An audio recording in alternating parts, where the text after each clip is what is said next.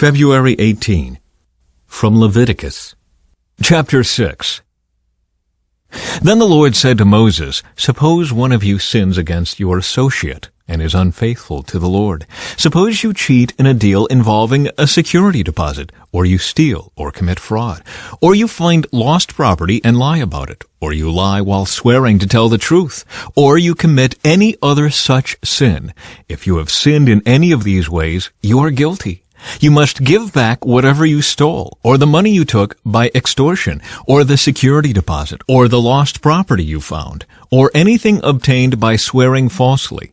You must make restitution by paying the full price plus an additional 20% to the person you have harmed. On the same day, you must present a guilt offering. As a guilt offering to the Lord, you must bring to the priest your own ram with no defects, or you may buy one of equal value. Through this process, the priest will purify you before the Lord, making you right with him, and you will be forgiven for any of these sins you have committed. Further instructions for the burnt offering.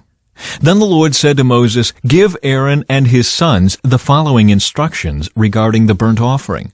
The burnt offering must be left on top of the altar until the next morning, and the fire on the altar must be kept burning all night.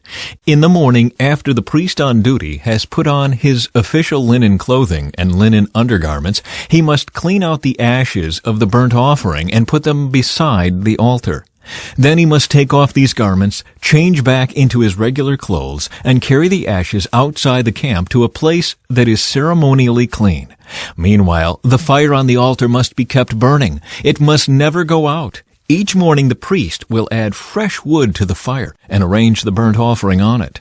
He will then burn the fat of the peace offerings on it. Remember, the fire must be kept burning on the altar at all times. It must never go out. Further instructions for the grain offering. These are the instructions regarding the grain offering. Aaron's sons must present this offering to the Lord in front of the altar. The priest on duty will take from the grain offering a handful of the choice flour moistened with olive oil, together with all the frankincense. He will burn this representative portion on the altar as a pleasing aroma to the Lord. Aaron and his sons may eat the rest of the flour, but it must be baked without yeast and eaten in a sacred place within the courtyard of the tabernacle. Remember, it must never be prepared with yeast. I have given it to the priests as their share of the special gifts presented to me. Like the sin offering and the guilt offering, it is most holy. Any of Aaron's male descendants may eat from the special gifts presented to the Lord. This is their permanent right from generation to generation. Anyone or anything that touches these offerings will become holy. Procedures for the ordination offering. Then the Lord said to Moses, On the day Aaron and his sons are anointed, they must present to the Lord a grain offering of 2 quarts of choice flour, half to be offered in the morning and half to be offered in the evening. It must be carefully mixed with olive oil and cooked on a griddle. Then slice this grain offering and present it as a pleasing aroma to the Lord. In each generation, the high priest who succeeds Aaron must prepare this same offering. It belongs to the Lord and must be burned up completely. This is a permanent law. All such grain offerings of a priest must be burned up entirely. None of it may be eaten. Further instructions for the sin offering. Then the Lord said to Moses, Give Aaron and his sons the following instructions regarding the sin offering. The animal given as an offering for sin is a most holy offering, and it must be slaughtered in the Lord's presence at the place where the burnt offerings are slaughtered. The priest who offers the sacrifice as a sin offering must eat his portion in a sacred place within the courtyard of the tabernacle. Anyone or anything that touches the sacrificial meat will become holy. If any of the sacrificial blood spatters on a person's clothing, the soiled garment must be washed in a sacred place. If a clay pot is used to boil the sacrificial meat, it must then be broken. If a bronze pot is used, it must be scoured and thoroughly rinsed with water. Any male from a priest's family may eat from this offering. It is most holy. But the offering for sin may not be eaten if its blood was brought into the tabernacle as an offering for purification in the holy place. It must be completely burned with fire. These are the instructions for the guilt offering. It is most holy. The animal sacrificed as a guilt offering must be slaughtered at the place where the burnt offerings are slaughtered, and its blood must be splattered against all sides of the altar. The priest will then offer all its fat on the altar, including the fat of the broad tail, the fat around the internal organs, the 2 kidneys, and the fat around them near the loins, and the long lobe of the liver. These are to be removed with the kidneys, and the priests will burn them on the altar as a special gift presented to the Lord. This is the guilt offering. Any male from a priest's family may eat the meat. It must be eaten in a sacred place, for it is most holy. The same instructions apply to both the guilt offering and the sin offering. Both belong to the priest, who uses them to purify someone, making that person right with the Lord. In the case of the burnt offering, the priest may keep the hide of the sacrificed animal. Any grain offering that has been baked in an oven, prepared in a pan, or cooked on a griddle belongs to the priest who presents it. All other grain offerings, whether made of dry flour or flour moistened with olive oil, are to be shared equally among all the priests, the descendants of Aaron. Further instructions for the peace offering. These are the instructions regarding the different kinds of peace offerings that may be presented to the Lord.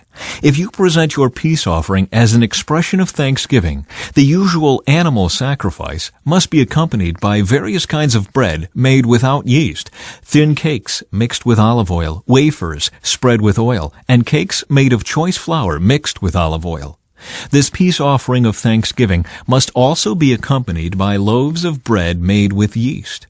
One of each kind of bread must be presented as a gift to the Lord. It will then belong to the priest, who splatters the blood of the peace offering against the altar.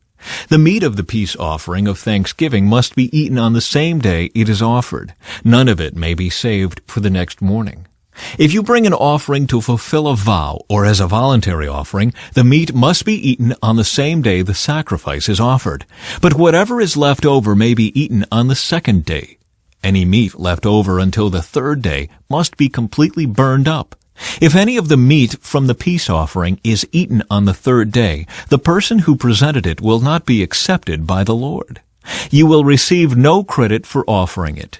By then the meat will be contaminated. If you eat it, you will be punished for your sin. Meat that touches anything ceremonially unclean may not be eaten. It must be completely burned up. The rest of the meat may be eaten, but only by people who are ceremonially clean. If you are ceremonially unclean and you eat meat from a peace offering that was presented to the Lord, you will be cut off from the community. If you touch anything that is unclean, whether it is human defilement or an unclean animal or any other unclean detestable thing, and then eat meat from a peace offering presented to the Lord, you will be cut off from the community. From Mark. Jesus went out to the lake with his disciples, and a large crowd followed him. They came from all over Galilee, Judea, Jerusalem, Idumea, from east of the Jordan River, and even from as far north as Tyre and Sidon. The news about his miracles had spread far and wide, and vast numbers of people came to see him. Jesus instructed his disciples to have a boat ready so the crowd would not crush him. He had healed many people that day, so all the sick people eagerly pushed forward to touch him. And whenever those possessed by evil spirits caught sight of him, the spirits would throw them to the ground in front of him, shrieking, "You are the Son of God!" But Jesus sternly commanded the spirits not to reveal who he was. Jesus chooses the 12 apostles. Afterward, Jesus went up on a mountain and called out the ones he wanted to go with him, and they came to him. Then he appointed 12 of them and called them his apostles. They were to accompany him, and he would send them out to preach, giving them authority to cast out demons. These are the 12 he chose: Simon, whom he named Peter; James and John, the sons of Zebedee, but Jesus nicknamed them sons of thunder; Andrew, Philip, Bartholomew, Matthew, Thomas, James, son of Alphaeus, Thaddeus, Simon the Zealot, Judas Iscariot, who later betrayed him. Jesus and the Prince of Demons. One time Jesus entered a house, and the crowds began to gather again. Soon he and his disciples couldn't even find time to eat. When his family heard what was happening, they tried to take him away. "He's out of his mind," they said.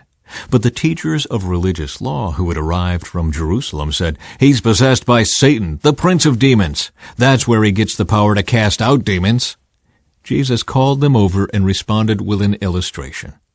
"How can Satan cast out Satan?" he asked. "A kingdom divided by civil war will collapse. Similarly, a family splintered by feuding will fall apart. And if Satan is divided and fights against himself, how can he stand? He would never survive. Let me illustrate this further. Who is powerful enough to enter the house of a strong man like Satan and plunder his goods? Only someone even stronger, someone who could tie him up and then plunder his house. I tell you the truth, all sin and blasphemy can be forgiven, but anyone who blasphemes the Holy Spirit will never be forgiven. This is a sin with eternal consequences." He told them this because they were saying he's possessed by an evil spirit. Psalm 37. Don't worry about the wicked or envy those who do wrong, for like grass they soon fade away, like spring flowers they soon wither.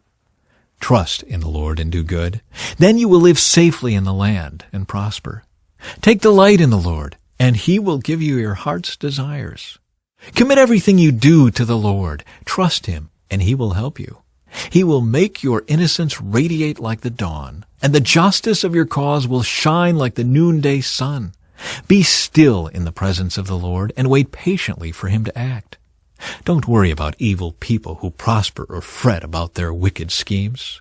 Stop being angry. Turn from your rage. Do not lose your temper. It only leads to harm. For the wicked will be destroyed, but those who trust in the Lord will possess the land. Soon the wicked will disappear. Though you look for them, they will be gone. The lowly will possess the land and will live in peace and prosperity. From Proverbs. The Lord will not let the godly go hungry, but he refuses to satisfy the craving of the wicked. Lazy people are soon poor. Hard workers get rich.